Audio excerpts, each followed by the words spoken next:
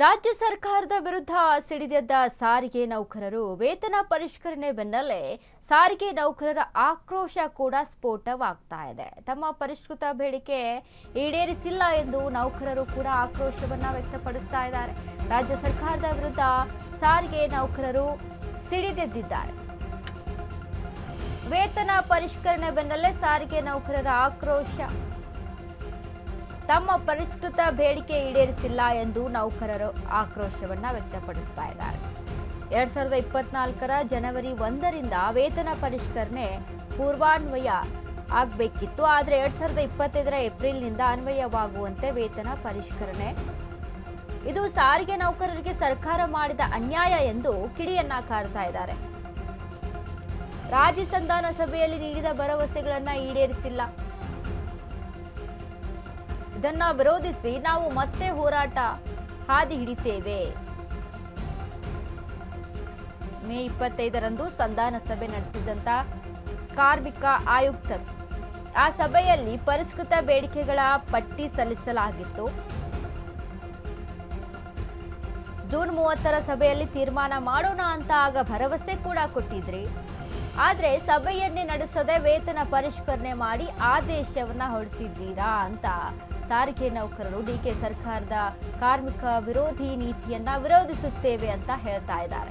ನಾವು ಹೋರಾಟದ ದಾರಿ ಹಿಡಿಯುತ್ತೇವೆ, ಸಾರಿಗೆ ನೌಕರರ ಘೋಷಣೆ ಇದು. ಸರ್ಕಾರಕ್ಕೆ ಓಪನ್ ವಾರ್ನಿಂಗ್ ಕೊಟ್ಟ ಸಾರಿಗೆ ನೌಕರರ ಜಂಟಿ ಕ್ರಿಯಾ ಸಮಿತಿ. ರಾಜ್ಯ ಸರ್ಕಾರದ ವಿರುದ್ಧ ಕಿಡಿಯನ್ನ ಕಾರ್ತಾ ಇದ್ದಾರೆ ಸಾರಿಗೆ ನೌಕರರು. ವೇತನ ಪರಿಷ್ಕರಣೆ ಅಂತ ಹೇಳಿದ್ರು ಓಕೆ, ಬಟ್ ವೇತನ ಪರಿಷ್ಕರಣೆಯ ಜೊತೆಗೆ ಪರಿಷ್ಕರಣೆ ಆಗೋಕ್ಕಿಂತ ಮುನ್ನ ಸಭೆಯನ್ನ ನಡೆಸ್ತೀವಿ, ಅದರಲ್ಲಿ ನಿಮ್ಮ ಬೇಡಿಕೆಗಳೇನಿದಾವೆ ಅದನ್ನ ಈಡೇರಿಸುವಂತ ಕೆಲಸ ಆಗುತ್ತೆ ಅಂತ ಹೇಳಿದ್ರಿ. ಬಟ್ ಕೊಟ್ಟಂತ ಭರವಸೆಯನ್ನ ನಡೆಸಿಕೊಟ್ಟಿಲ್ಲ, ನಮ್ಗೇನು ಹೇಳಿ ಮಾತನ್ನ ಕೊಟ್ಟಿದ್ರಿ ಆ ರೀತಿಯಾಗಿ ಆಗಿಲ್ಲ ಅಂತ ಸಾರಿಗೆ ನೌಕರರು ಕಿಡಿಯನ್ನ ಕಾರ್ತಾ ಇದ್ದಾರೆ. 2025ರ ಏಪ್ರಿಲ್ನಿಂದ ಅನ್ವಯವಾಗಬೇಕಿತ್ತು. ಇದು ಸಾರಿಗೆ ನೌಕರರಿಗೆ ಸರ್ಕಾರ ಮಾಡಿದ ಅನ್ಯಾಯ ಎಂದು ಕಿಡಿಯನ್ನ ಕಾರ್ತಾ ಇದ್ದಾರೆ. ರಾಜ್ಯ ಸಂಧಾನ ಸಭೆಯಲ್ಲಿ ನೀಡಿದಂತ ಭರವಸೆಗಳನ್ನ ಈಡೇರಿಸಿಲ್ಲ ಅಂತ. ಏನೆಲ್ಲ ಭರವಸೆ ಇತ್ತು ಸಾರಿಗೆ ನೌಕರರದ್ದು, ಯಾವ ರೀತಿಯಾಗಿ ಅಂದ್ರೆ ಈಗ ಏನು ವೇತನ ಪರಿಷ್ಕರಣೆ ಆಗಬೇಕಿತ್ತು ಅನ್ನೋದರ ಜೊತೆಗೆ ಈ ಹಿಂದೆ ಮೇ 25ರಂದು ಸಂಧಾನ ಸಭೆ ನಡೆಸಿದಂಥ ಕಾರ್ಮಿಕ ಆಯುಕ್ತರು ಆ ಸಂದರ್ಭದಲ್ಲಿ ಏನು ಹೇಳಿದ್ರು, ಆ ಸಭೆಯಲ್ಲಿ ಪರಿಷ್ಕೃತ ಬೇಡಿಕೆಗಳ ಪಟ್ಟಿಯನ್ನು ಸಲ್ಲಿಸಲಾಗಿತ್ತು, ಒಂದು ಲಿಸ್ಟನ್ನು ಕೊಟ್ಟಿದ್ವಿ. ಜೂನ್ 30ರ ಸಭೆಯಲ್ಲಿ ತೀರ್ಮಾನ ಮಾಡೋಣ ಅಂತ ಆಗ ಭರವಸೆ ಕೂಡ ಕೊಟ್ಟಿದ್ರು. ಬಟ್ ಯಾವುದೇ ರೀತಿಯಾದಂಥ ಸಭೆಯನ್ನ ಮಾಡದೆ ವೇತನ ಪರಿಷ್ಕರಣೆ ಮಾಡಿ ಆದೇಶವನ್ನ ಹೊರಡಿಸಿದೆ.